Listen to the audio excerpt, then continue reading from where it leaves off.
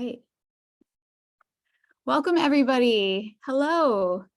Hello. Oh, it's so nice to see some familiar faces and some new faces. Just give everybody a few minutes to come in from the waiting room. Welcome, everyone. My name is Scheinerman. I'm the editor of My Jewish Learning, and we are here today to talk about the origin of the 4 questions. You're probably starting to think about your Passover Seder now. And this is one of the most iconic rituals of the Passover Seder. And I hope by the time we're done together, you are seeing it completely differently than you have before. That's my goal for us today. And that will enrich your Seder and make it a totally different Seder experience this year, that it will be a Seder unlike any other Seder. That's the goal for today. So let's go ahead and get started. I have prepared a slideshow for this presentation. My colleague Mara, who is so kindly running the tech side of this Zoom, will put it in the comments for you. It's open access, so you can open it yourself, but I'm also going to be sharing my screen so that you can follow along that way. Okay, so here are my slides. Okay, is everybody able to see the slides now? Okay, all right, so the 4 questions. I want you to take just a minute to think on Seder's past and the experience of the 4 questions, and think for a moment about how that moment felt to you and what you experienced at your Seder as you were perhaps as a young child reciting the 4 questions, how that felt to you, or as a grown-up watching another child recite the 4 questions, or maybe you come from a Sephardic family where children don't recite the 4 questions, the whole community at the table recites the 4 questions together. Is it for you an iconic part of the Seder? Is it one of the most memorable parts of the Seder, and how did it feel? And I have brought for you today Getty's interpretation of this moment, Getty Stock Images interpretation of this moment at the Seder, how it looks for, I think, many people in contemporary Judaism, right? We often have children who spend a chunk of time in the spring really rehearsing these lines. And then their moment comes in the Seder when they stand up and they recite them, and there's so much nachas, and it's meaningful, and it's adorable too, right? This is what I usually think of when I think of the 4 questions, this kind of moment. Okay. Here's what you might not have noticed about the 4 questions. And actually, I'm not going to call them the 4 questions for the rest of this presentation, because they are not 4 questions. There is, in fact, not even a single question in this text. Manish Khanna is nothing other than a set of statements, which is hard to see if you're so used to thinking of them as questions. But here is how they should be translated if we want to translate them the way the ancient rabbis would have translated them. Manish Khanna halayla hazeh. Wow, how different is this night from all other nights? It's a declarative statement of wonder. It's not asking how is it different, or why is it different, or is it different? It's saying, wow, it's different. And then that difference is followed up with specific examples. On all other nights, we eat chametz and matzah, but tonight we only eat matzah. On all other nights, we eat vegetables of all kinds, but tonight we only eat maror, bitter herbs. On all other nights, we don't dip our food, but tonight we dip twice. And on all other nights, we eat either sitting up or reclining, but tonight we recline. They're not questions at all. And if you know a little bit of Hebrew, you may be thinking to yourself, wait a minute, ma, the first word of Manish Khanna, I know that word. That's the word what in modern Hebrew. So let me tell you about the word ma. It does mean what in modern Hebrew, but in ancient Hebrew, it's more of an expression of wonder. For example, consider Psalm 104, verse 24, Ma rabu ma'asecha Adonai. How amazing and great are your works, O Lord. We recite this in the first blessing of the Shema in the morning prayers, the Shachrit prayers. Ma rabu ma'asecha Adonai. We are not saying, God, are your works really so great? Right? That's not what the psalmist is saying. That's not what the psalmist would say. It's an expression of wonder. How great are your works, O Lord? And similarly, in Manish Khanna, how different is tonight from all other nights? Okay, so here's the question. If this is what it really says, why does it say this? And why do we think that it's questions? Right? The Manish Khanna, I've just suggested, are not questions. So the 4 questions thing is a complete misnomer. So why? Why do we think they're 4 questions, and what are they really? The bulk of today's presentation is going to be a look at the original sources for the Manish Khanna. When we're done, you will understand exactly where it comes from, how it developed, and what it was originally intended to be. And when we're done, we will have a little opportunity to discuss then how the modern version of the ritual compares to the ancient one, and whether we are in fact succeeding at what the rabbis wanted us to do, and how our knowledge of what the rabbis wanted us to do can inform our seders today and maybe enrich them. Okay, so we're going to go back for a while into the sources, and we are going to start, as most of these conversations start, with the Torah. Okay, this is a lot of text on the screen, and I apologize, I usually try not to put this much text on a slide, but I will steer you around it.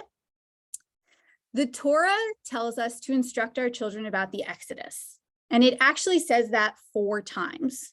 These are those 4 sources. Okay, I'm going to run through them very quickly. Exodus 12:26. And when your child asks you, when your children ask you, what do you mean by this rite? You shall say to them, it is the Passover sacrifice to the Lord. 1 chapter later, Exodus 13:8. And you shall explain to your child on that day, it is because of what the Lord did for me when I went free from Egypt. Exodus 13:14. And when in time to come, a child of yours asks you, saying, what does this mean? You shall reply, it was with a mighty hand that the Lord brought us out from Egypt. And finally, Deuteronomy 6:20, when in time to come your children ask you, what mean the decrees, laws, rules that the Lord our God has enjoined upon you? You shall say to your children, we were slaves to Pharaoh in Egypt. Okay, 4 times we are supposed to instruct children about the Exodus from Egypt. And in 3 of those cases, it's because the children are asking a question about what's going on.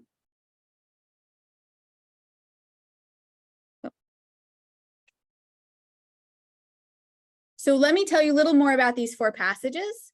When does the Torah say we instruct kids about the Exodus from Egypt?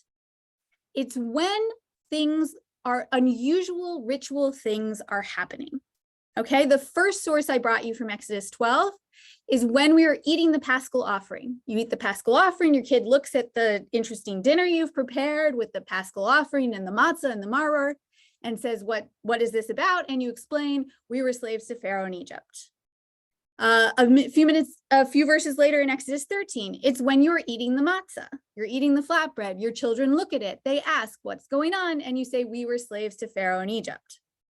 A few verses later, when we are redeeming the firstborn, this is a less familiar ritual to contemporary Jews, but in a nutshell, the Torah understands that all firstborns, animals and people, belong to God. So firstborn animals are brought to the temple and sacrificed. Firstborn children are redeemed with money given to the temple. That ritual also is a commemoration of the Exodus from Egypt and the 10th plague, when God took the firstborn of the Egyptians. And before that, when Pharaoh took the firstborn of Israel. It's a remembrance of that whole cycle. In that case too, when the children see this ritual, you need to explain it to them and you need to tell them about the Exodus. And finally, not to be left out, in Deuteronomy, the context is generally following all of God's laws and commandments. All of those flow from the experience of the Exodus and the covenant at Sinai. All of those flow from that. And when the children ask about particular Jewish laws, you answer them, it was because the Lord brought us out of Egypt. Now, you might be familiar with these texts, these 4 places where the Torah says you should instruct your children, because they show up in another place in the Passover Seder more obviously. And that is the 4 sons.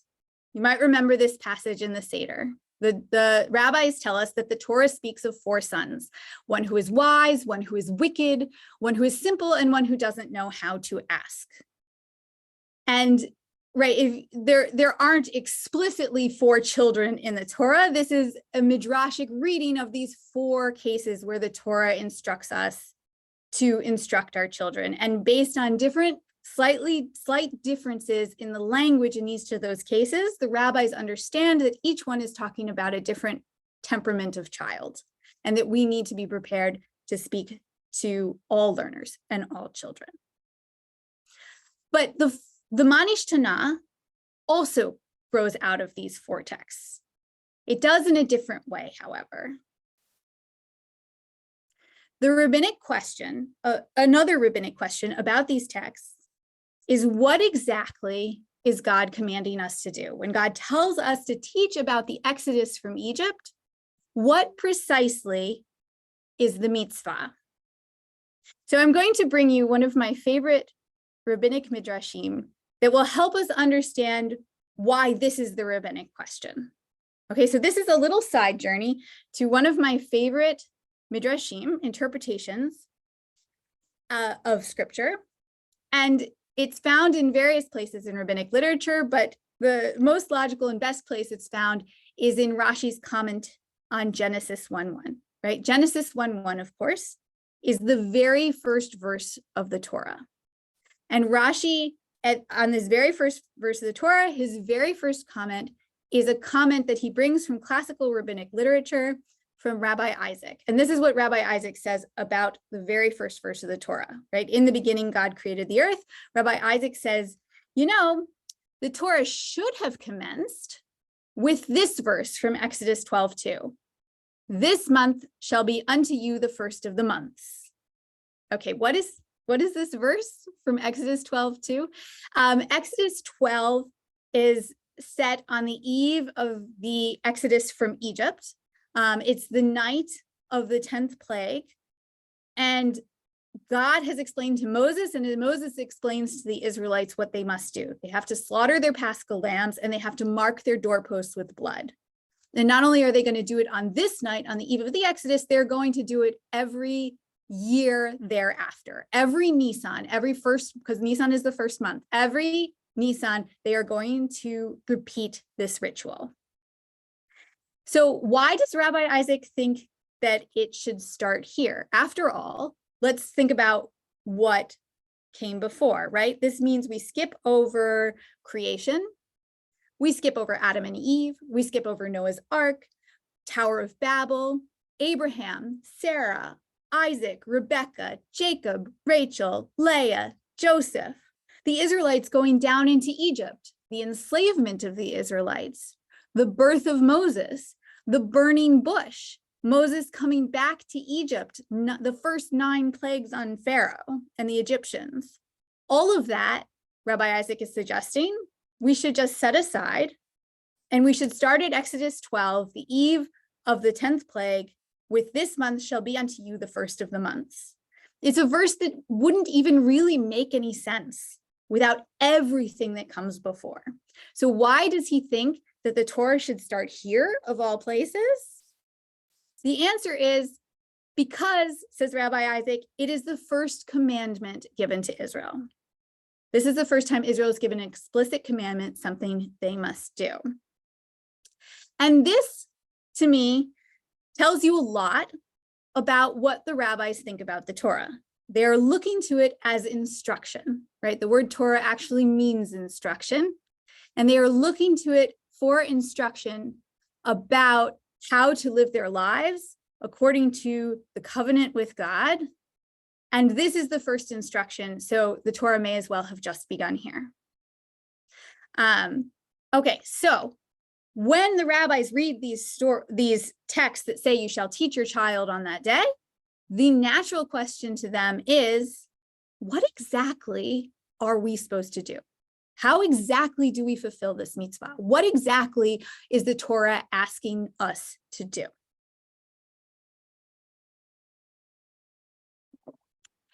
And then they try to figure it out. And in the early rabbinic sources, it will not surprise many of you, especially those of you who are part of our long-term Talmud learning community here, to know that there are a wide variety of answers, because the texts aren't clearly pointing to a single answer. So I'm going to bring you 3 different answers from the early rabbinic sources about what exactly is the mitzvah. We're going to start with the Tosefta. The Tosefta is most of the sources in the Tosefta date approximately to the 3rd century. I like to think of it as the evil twin of the Mishnah. It contains a similar set of laws, similar ordering, but it also is in many key ways very different from the Mishnah, and especially around Passover, it's very different. Okay, so here's what the Tosefta says about instruction on Passover. It says a man is obligated to be involved with the laws of Passover the entire night, whether it is a discussion between him and his son, between him and himself, or between him and his student. Okay, the focus of the Tosefta is on the parent knowing. The parent must know and understand and must be continually educating themselves. They can also discuss it with the son, or they can discuss it with themselves or with a student. But the point is, it's about the parent and their knowledge. That is the understanding of these texts, that the focus is on the parent and the parent's knowledge. And you might be asking then, well, what does the Tosefta think kids are doing on Passover? What are we doing with them? I will show you. The Tosefta says also about kids, it is a mitzvah for a person to make his children and the members of his house happy on festivals. With what? With wine. As it is written, Psalm 104, and wine will make the heart of man happy. What are your kids supposed to be doing on Passover, according to the Tosefta? Well, you're supposed to make them happy. Make it a happy, joyous experience for them. And that might well mean getting them a little drunk. Okay. And then we have this nice comment a few lines later from Rabbi Yehuda who says, you know, gladden women with what is nice for them and children with what is nice for them, right? Maybe he suggests wine is not the thing that is most likely to make children happy. And I think about my own kids, and I think that what they would probably want is chocolate at this moment. That would be much more exciting to them than wine, which they do not care for the taste of. But in any case, it's clear in the Tosefta that the concern is that the parents are knowledgeable, and one day the children will grow up and be the next generation, and then we will be concerned about their knowledge. But here we're really concerned about making the holiday joyous for them. Okay, so I promised you 3 different interpretations. That's the first. Let's go to the second ancient answer about what we're supposed to do. This comes from the Mechilta, also material that likely dates approximately to the 3rd century, very approximately. The Mechilta is a running commentary on the book of Exodus.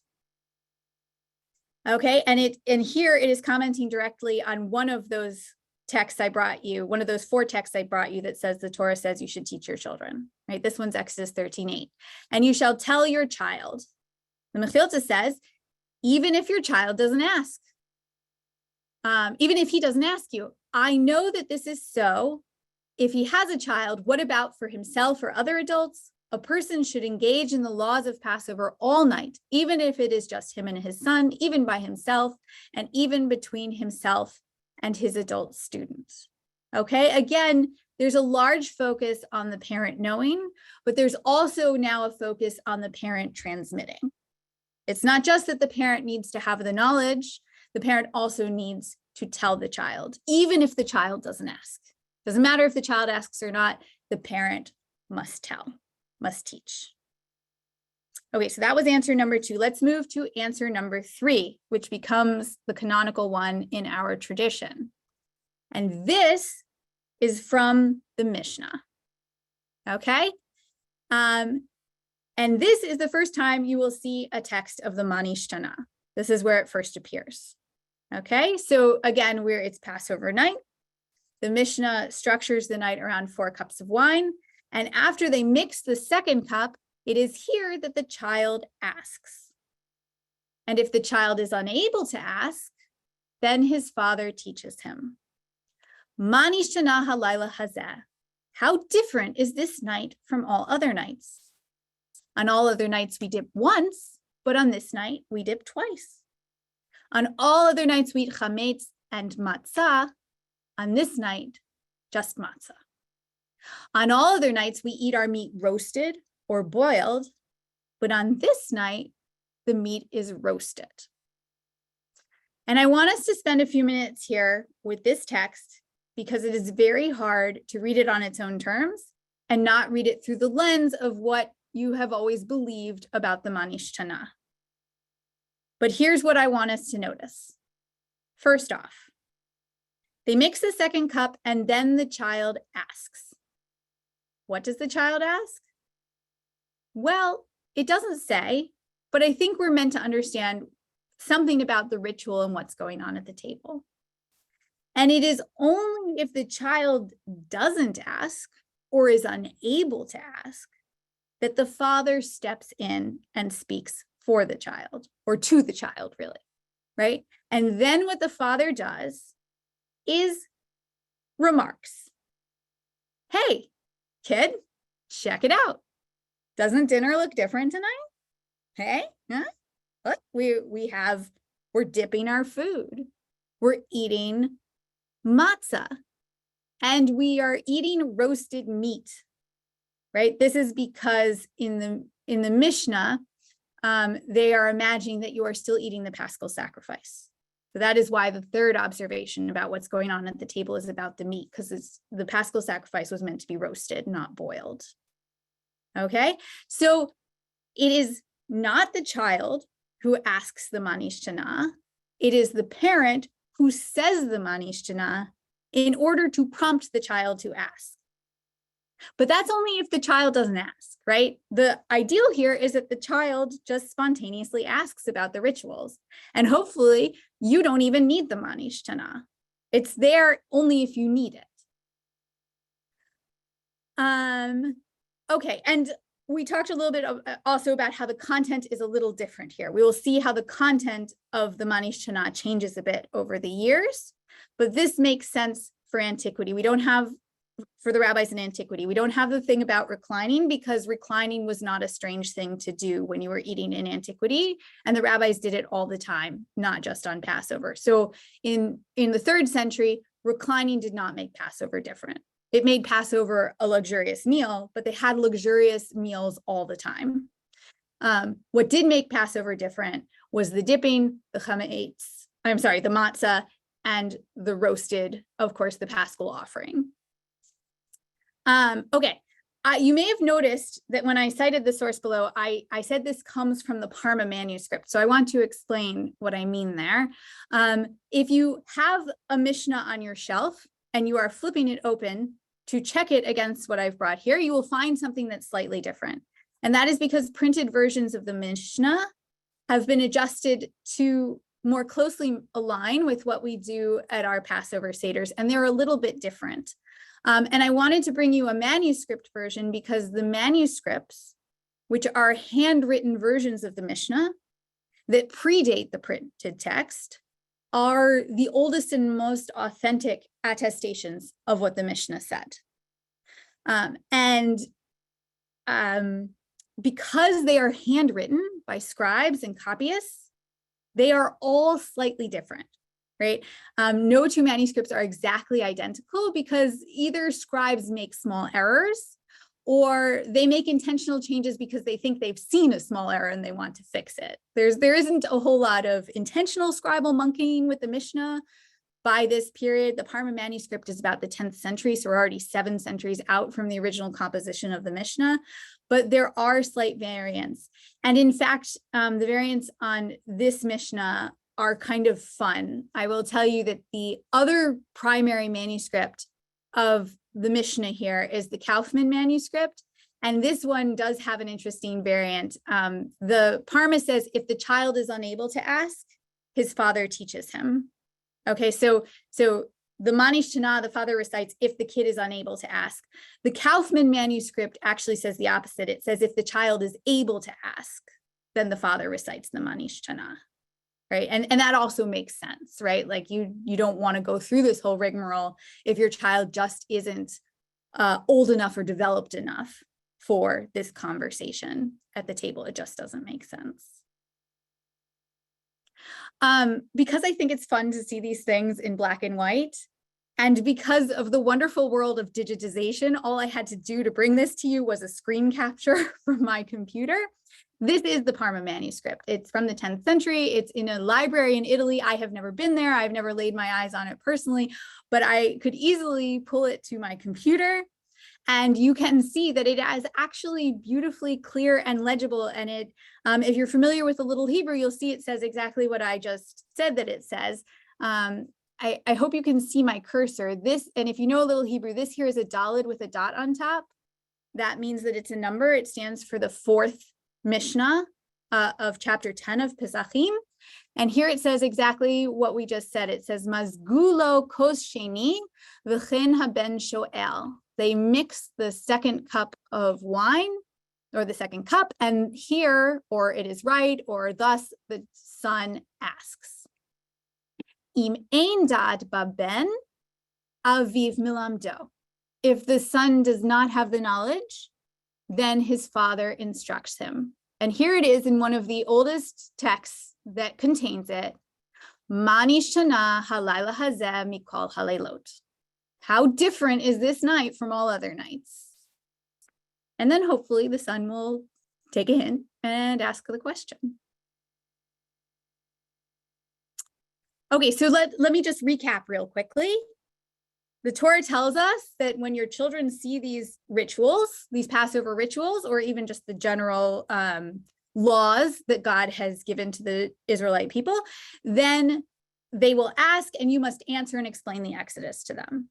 And we've seen in the ancient rabbinic sources that there are 3 interpretations about what the mitzvah is here. The Tosefta thinks that the mitzvah is that the adult must be knowledgeable and instruct themselves. The Mechilta thinks the adult must be knowledgeable, but also share that knowledge with children.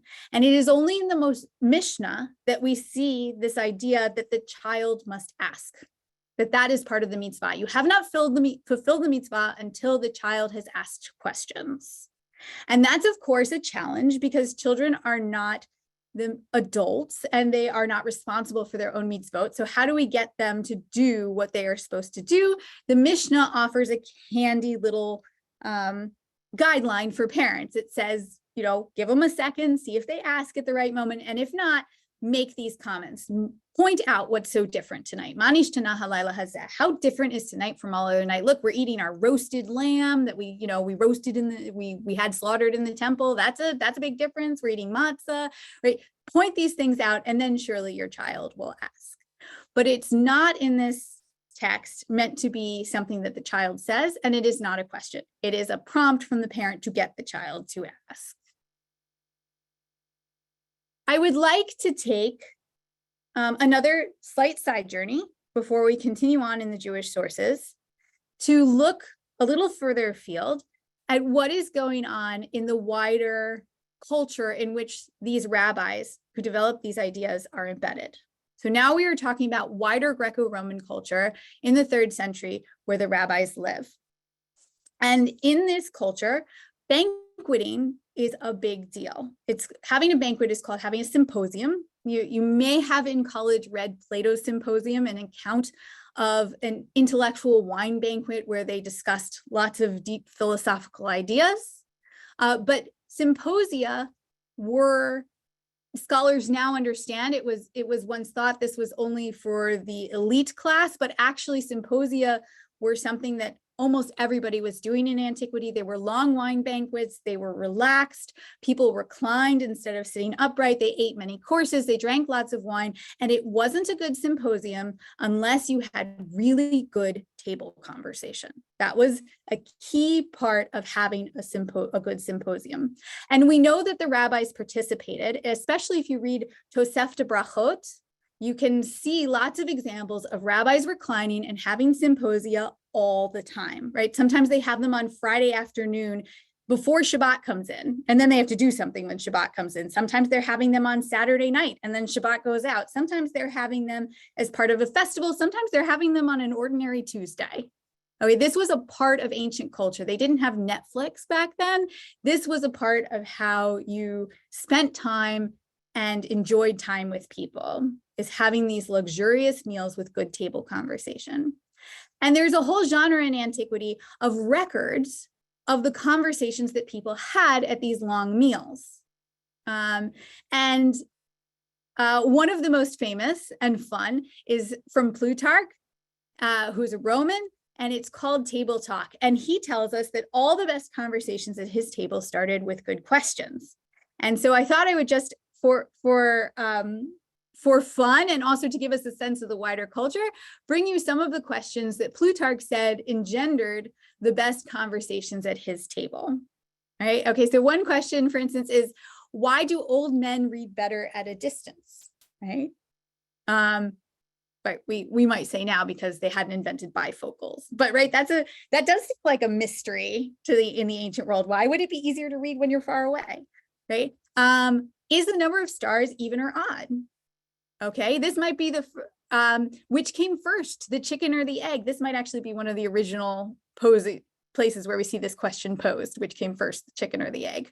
Great conversation starter if you're a 3rd century Roman and having a symposium.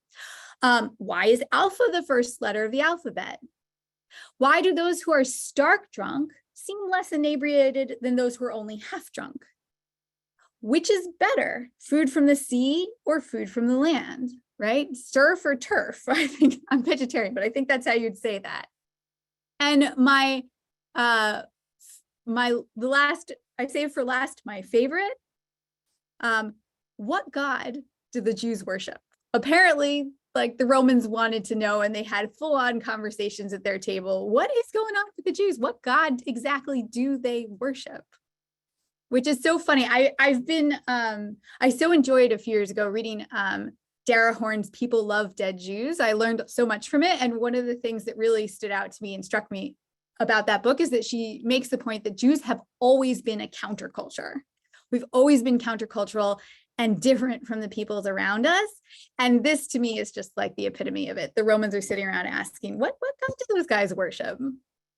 All right, so all of that is to say, this is the culture in which the rabbis are embedded, this idea that it isn't a real symposium, it isn't a real festival meal if you don't have good table talk, and good table talk starts with posing good questions. And if any of these has inspired you to want to comment on it, then they're doing their job, right?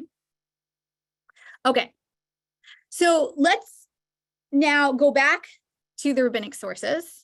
Let's go back, but we're going to jump a few centuries to the Talmud. Where we left things in the Mishnah is that to fulfill the mitzvah, the child has to ask and the parent has to answer. And sometimes we have this problem that kids don't ask. So then the parent says, Manish Khanna, check it out. Look how different everything is tonight. And hopefully that will inspire the kids to ask questions. It's clear this became canonized as what Jews did by the time of the rabbis of the Talmud.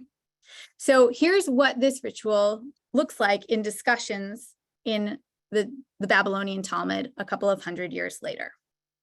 Okay, I brought 2 examples. Here's the first. Rav Shimi bar Ashi said, one shall remove the table only from before the one reciting the Haggadah. Why does one remove the table? The school of Rabbi Yanai say, so that the children will notice that something is unusual and they will ask. Okay, we've added another ritual to get the children's attention. And I should explain that in antiquity, what they mean by table is everybody had in front of them sort of like a little TV tray, the base of a TV tray, and your plate was the tabletop on that. So when people brought food from the kitchen, they'd bring this and put it right on the stand in front of you, and then you'd have essentially a TV table to eat from. So what were the rabbis doing at the seder to get the children's attention? They would whisk away the food from the leader of the seder before he even had a chance to eat. And that would get the kids' attention, and then they would ask. It was another technique to get kids to ask. And now the Talmud brings us a story of this practice in action. Abaye, the great, I'm in the second paragraph here, Abaye, the great sage of the Talmud, when he was still a child, was sitting before Rabbah. He saw that they were removing the table from before him, and he said to those removing it, "Hey, we have not yet eaten, and you are taking the table away from us?" Right? It worked. They moved the table away, and Abaye, at the time a child, says, "Hey, why are you doing this?" And Rabbah says, "Aha, thank you. You have exempted us from reciting the Manish Khanna." That was enough to get Abaye to ask a question, and as a result, Rabbah now doesn't have to recite Manish Khanna to try and elicit a question from Abaye. Just removing the table has done the trick. And it's very hard sometimes to read tone into these rabbinic texts. But what I hear in this, and I'm curious if you all hear it too, is a little bit of relief from Rabbah. Like, oh, thank goodness he asked, because I didn't want to have to recite the Manish Khanna all over again this year. And he's exempted me from it. I brought you one other example that's very similar, of a similar rabbinic interaction. This seems to be a common theme in the Babylonian Talmud. Okay. Rav Nachman said to his servant Daro, "A slave who is freed by his master, who gives him gold and silver, what should the slave say to him?" And Daru, the servant, says, he must thank and praise his master. And Rav Nachman said to him, "Thank you. You have exempted us from reciting Manish Khanna." And this one's really interesting because it's not a parent and child. It's actually a parent and it's actually a master and a servant. And of course, in the rabbinic imagination, it's a somewhat similar relationship. And Daru doesn't actually ask a question. He answers a question. But in Rav Nachman's reading, even this is enough to thankfully it's enough of an exchange to count for the mitzvah of having the child ask the question so that the parent can then launch into the explanation of the Exodus from Egypt. All right, so still in the Talmudic period, Manish Khanna is for the grown-ups to recite, and it is something you use not all the time, but only when you need to get the child to ask questions.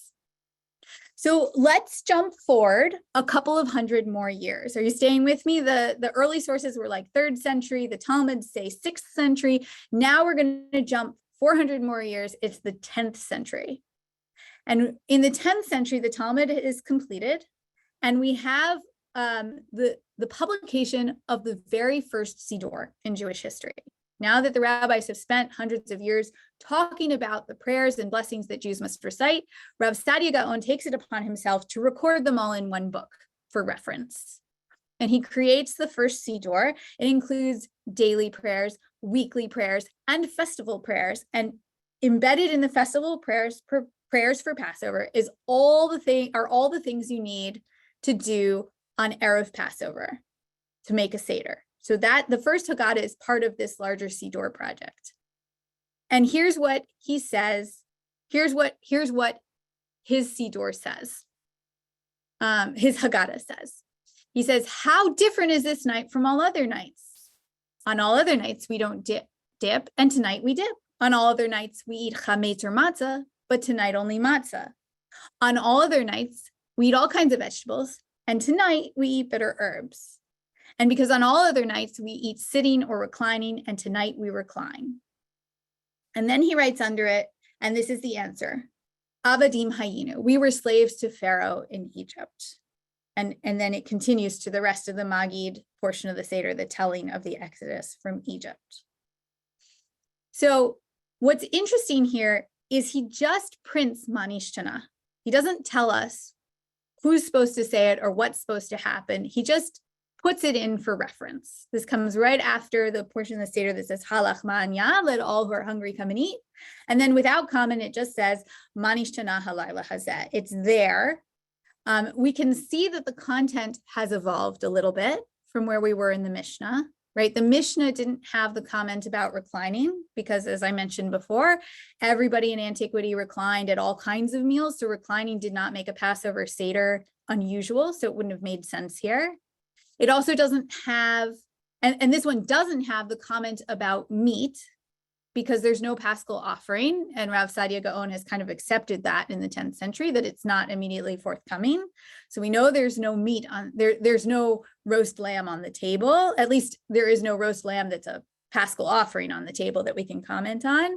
And instead, he substituted in maror, which makes a whole lot of sense. And he's now brought it up to 4 observations instead of 3, which has a nice resonance with the 4 times that the Torah tells us to instruct our children. Okay, so still, they're not questions necessarily, and they're not for the kids. So when did that happen? Let's jump forward one more time to the contemporary Haggadah. And I've brought you here the Haggadah from the Edot HaMizrach, from the Sephardi tradition, because it's a little bit older and a little bit probably a little bit more reflective of more ancient traditions. It also is easier to parse. And here we have the Manish Khanna printed again, just as it is in Rav Sadia Gaon's Haggadah, but now we have some instructions. Now it tells us what we're supposed to do with the Manish Khanna, in case you don't know the rabbinic sources. And I've colored those in a pale yellow up here. I'm only going to read that portion. It says, the Haggadah says, we pour the second cup and remove the dish as if we are done eating, so that the children will wonder and ask. Okay, just as we saw with Rabbah and Abaye, right? Rabbah had them clear the dish away so that Abaye would ask. The Haggadah tells us we should pour the second cup and then remove the dish so the children will wonder and ask. I'm curious to hear from you all if anybody actually does this. I've never seen this done at a seder, but it's there in black and white in the Haggadah, that we're supposed to whisk the dish away. Probably today it would be the seder plate, the shared seder plate. Whisk that away to get the children to ask. And then the Haggadah says, Manish Khanna halayla hazeh. And if you are following Sephardi custom, everybody recites Manish Khanna halayla hazeh. It's not the child who recites. It's become everybody recites this just as part of the Seder, and they do it all together. But if you come from a more contemporary Ashkenazi tradition, this is what I think has happened. This period has turned into a colon. And here's the difference that makes. The original intention is we whisk the dishes away and then the children ask questions. But people read this ask as referring not to the whisking away of the dishes, but to the thing that came below, to the Manish Khanna, especially given that in later Hebrew, the word ma sounds like a question word. And so now it's come to be understood, we remove the dish, and most people don't even think about this part of the Seder, and then the children wonder and ask, Manish Khanna halayla hazeh, right? And then suddenly it's the job of the children to ask the Manish Khanna.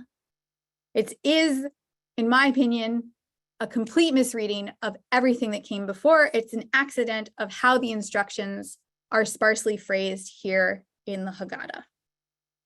And I don't have, though I was hoping to find, I have not been able to find, but I would love to share with you the moment that this transition happened in the Ashkenazi world. It only happened in the Ashkenazi world, that we came to understand that the children ask Manish Khanna, and the Manish Khanna are questions.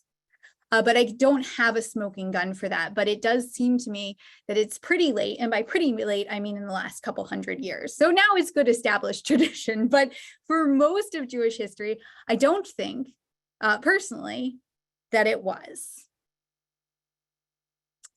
So I'm going to end the presentation here with this question for you all.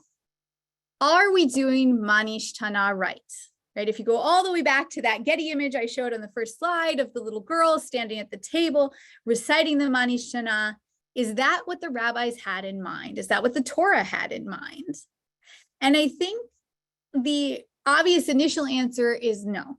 That's not at all what the rabbis had in mind. They wanted, the Torah and the rabbis wanted the children basically to spontaneously ask about the rituals. And the Manish Khanna was a set of declarative statements that were given to the parent to help things along if the child doesn't ask, right?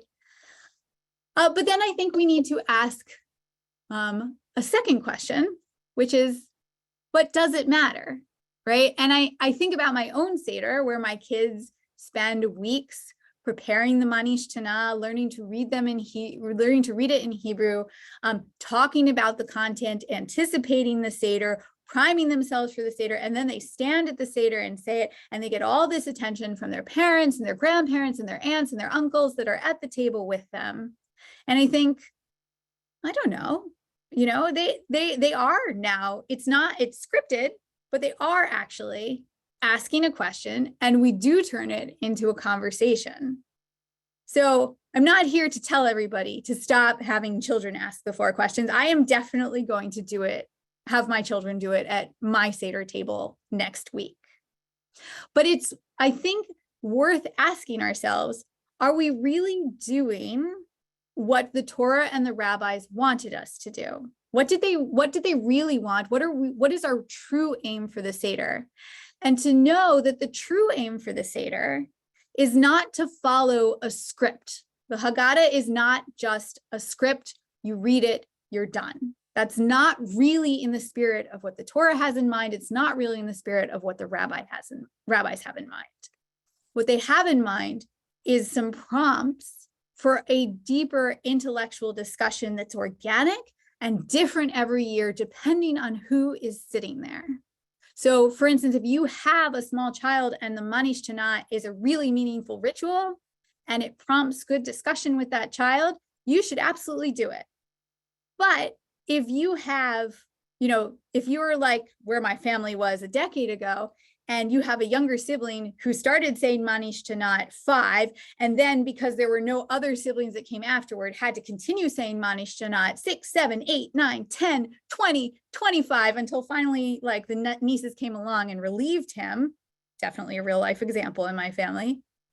It's worth asking, is that really what the rabbis had in mind? And do we really need to do it that way? Or is there another way that we can recapture the spirit of what the rabbis wanted us to do at the Passover Seder, the spirit of a symposium, an intellectual wine banquet, where we really ask genuine questions and we really give genuine teaching and answers, and we are not just blindly reading a script. And if you are feeling like maybe my Seder has been stale recently and I would like to shake things up this year, I would like to offer you this presentation. You can bring it to your Seder if you like, because I think this in and of itself, this discussion of the origin of the Manish Khanna and whether it's really a set of questions and whether the children at all should ask them is itself a good conversation starter, but it is only a suggestion, right? All of this was only ever a suggestion.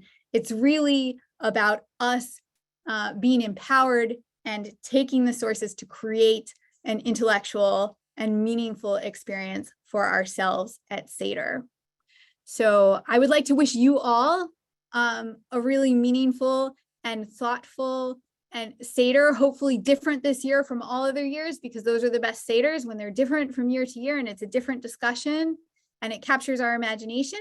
And I am going to stop sharing my screen and open it up for questions and discussion. If anyone wants to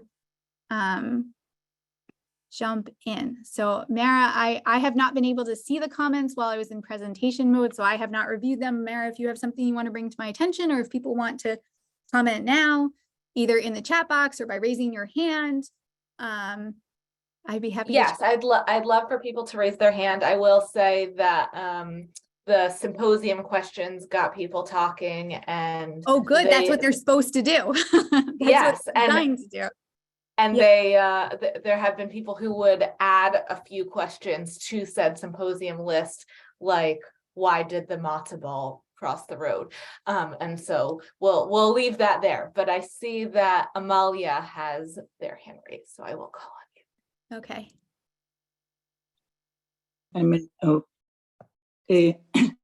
Hi, Amalia. Thank you. I really enjoyed your talk. It was definitely an eye-opener to me. I never asked those questions myself. In Israel, when I grew up, you can hear by my accent, we say Arba hakushiyot come from the root kashe, 4 difficult questions or 4 riddles. Okay. Do you have any idea why it's to, I don't know, she'elot or anything like it.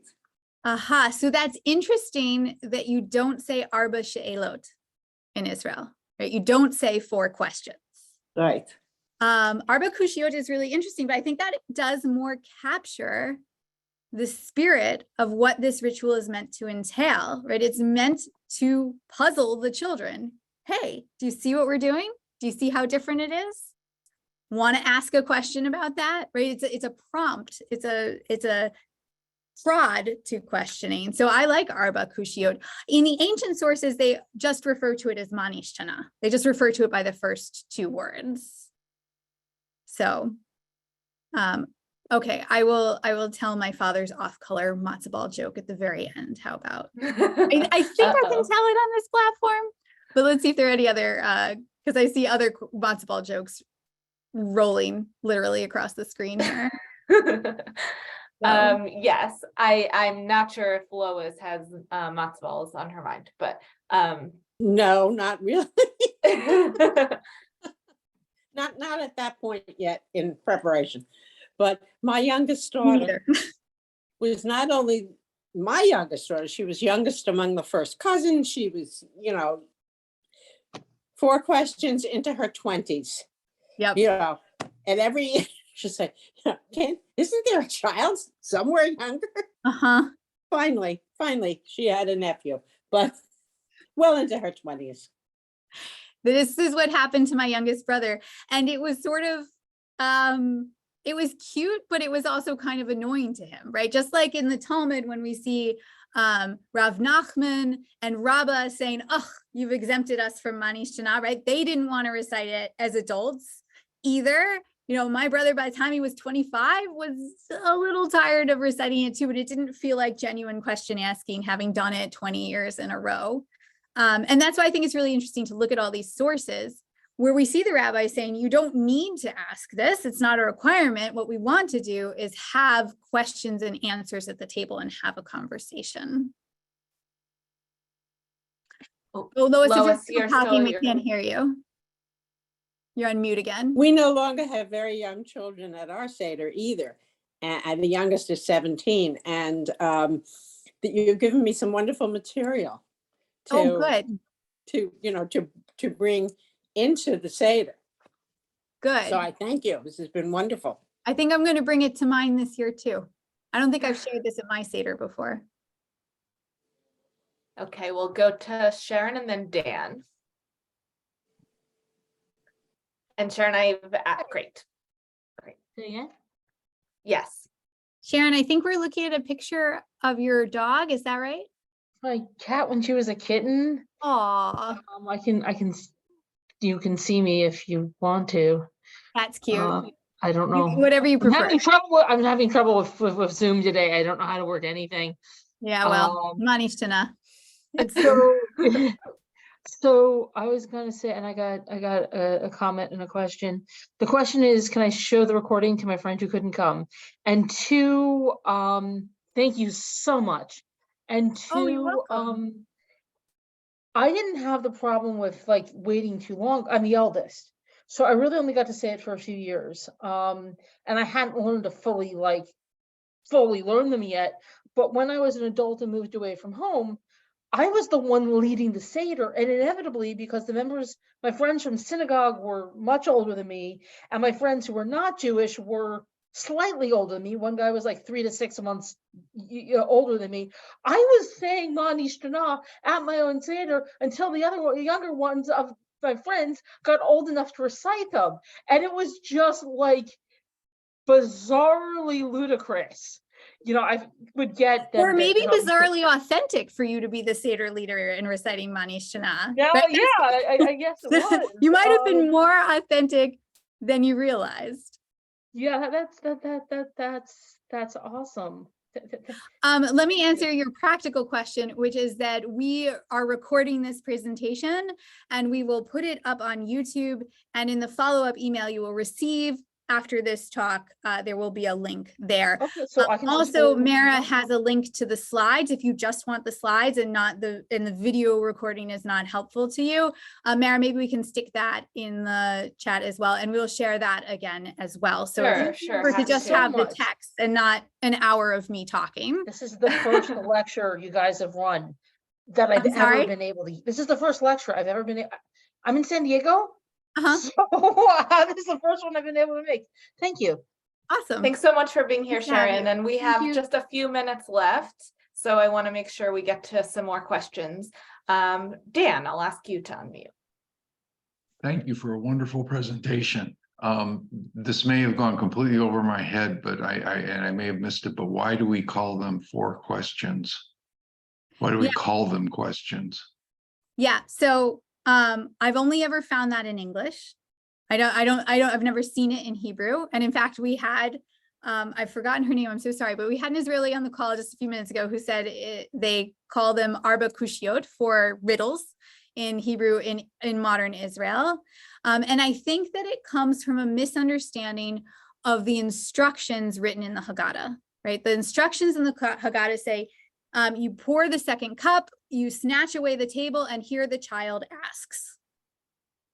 And what it doesn't say, but we find it in older rabbinic sources, and if the child doesn't ask, then say this, say Manish Khanna, right? But it doesn't say that. And so I think what happened is that people connected the child asks to the Manish Khanna and realized, and it kind of naturally read to them as the child asks, Manish Khanna halayla hazeh mikol halaylot. And when exactly that happened, it only happened in the Ashkenazi world, not the Sephardi world. And it happened in the last few hundred years. And I would love to have a better answer for you. But because the text of the Haggadah didn't change in this location, I can't tell you textually. It's when did things change at people's tables? And that's really hard to know and capture. Great. Okay, so I think we have a few more questions. I would love if we could maybe keep them short, and maybe we'll call on Sarah, Rob, and Neil. We'll do rapid fire questions, and then Rachel, you can address them as makes sense. Okay, I will great. talk as Sarah. fast as I can. Oh, hi. I really enjoyed this. I grew up in a Hasidic household, and I always said the 4 questions in Yiddish, and I started out with Tatech wilde fragen, the 4 kashas, not the 4 she'elot. I always said the kashas. So I knew that it was, So also the 4 riddles or challenges. Yes, and this was in a Hasidic household, Eastern European, so on and so forth. But it didn't start out with Manish Khanna. There was always a sentence first, Tata, ich wilde fragen the 4 kashas. Would you translate that for me? I'm sorry. Yeah. Daddy, I want to ask you the 4 difficulties. A kushia is a difficulty that you bring up in a verse so that you need to have answers. It's proposing a discussion about a particular subject. Nice. A difficulty that somebody's having. So that's how you started. And then you went to Manish Khanna, and I also translated it. Manish Khanna, jede Nacht eine ganze Jahr essen wir Chametz in Brot in Chametz, aber the Nacht von Pesach essen wir nur matzah. Chametz in matzah. So I also translated every Hebrew into Yiddish. And that's how I said it into my 20s. Thank you for sharing that. I do wonder in passing if one of the reasons that we've shifted the burden onto children is because grownups found this a little infantilizing and annoying to recite, right? You see these rabbis in the Talmud who say, oh, thank you, you've exempted me from reciting Manish Khanna. I wonder if putting them on the children is partly for that reason. I know that we're at time and it's 11:30, but I'd love if we could still squeeze in 2 more questions. Rob, I have time. I think I can thank you everybody for coming. I think if you need to go, of course you should go, and I don't mind sticking around for another few questions. Great. This is one of the most fun parts of my job, is talking So to them. you gave examples of the rabbis wanting to skip the 4 questions. And we also have all these absurd stories in our families about people in their 20s, out of college with master's degrees, asking questions, these kinds of things. Would it be safe to say that you're only required to read the part with 4 questions if there are children at your seder? And if there are no children there, then you can just skip that part. Yeah, I mean, so only required by who, of course, but if you're asking the classical rabbis, Rob, I think the answer would be the adult is only required to get the children to ask. Right? I think that's it. To find a way to keep the children awake. There are other rabbinic texts that talk about how you can keep the children awake if you're following the Tosefta, to make them happy and to get them to ask so that you can have this learning exchange. And I think especially in the Mishnah, it's clear the Manish Khanna is just a set of suggestions. It's like, you're a parent, you need to fulfill the mitzvah, you need your child to ask. So here's our suggestion for you. Here's a script you can use. That later became a required script to use, and only much later became a script for the child. But I think to fulfill the mitzvah as the rabbis envisioned it, what you really want to do is engage your children, get them to comment, get them to ask, so that you can have an exchange with them and pass the knowledge of the Exodus on to the next generation in your way, because you too should be knowledgeable, right? That was an important thing we saw in several of the sources. The parent also must be educated and is required to also continually educate themselves. Does that answer your question, Rob? He's off mute, but Okay. I think it answered the question. So Okay. Neil, if you would Yes. round out our final question. So was eating the roasted meat, is that halakha from the Torah? And when did that start being forbidden? Yeah, okay, Neil. Let me give you my dissertation in 2 sentences, because I hear we're short on time. Here's the brief story of Passover. Right? If you read Exodus 12 very carefully, the ritual of Passover is this: get a lamb, slaughter it in the temple, roast it over the fire, and eat it in remembrance of that lamb that you slaughtered in Egypt and you wiped its blood on the doorpost. And eat it with matzah and maror. That's what the Torah thinks you should do to observe Passover. And that is what Jews did. We have good textual evidence of this all the way through the destruction of the temple. And when the rabbis are writing about Passover, they don't have a temple, but they are writing for the moment the temple returns. They are not writing. This was, in my view, this is basically what I argued in my dissertation. This was a huge misunderstanding of scholars in the field. They thought that the rabbis were writing about their own practices, but they weren't. They were writing about what they thought Jews should do in an ideal world where the temple returns.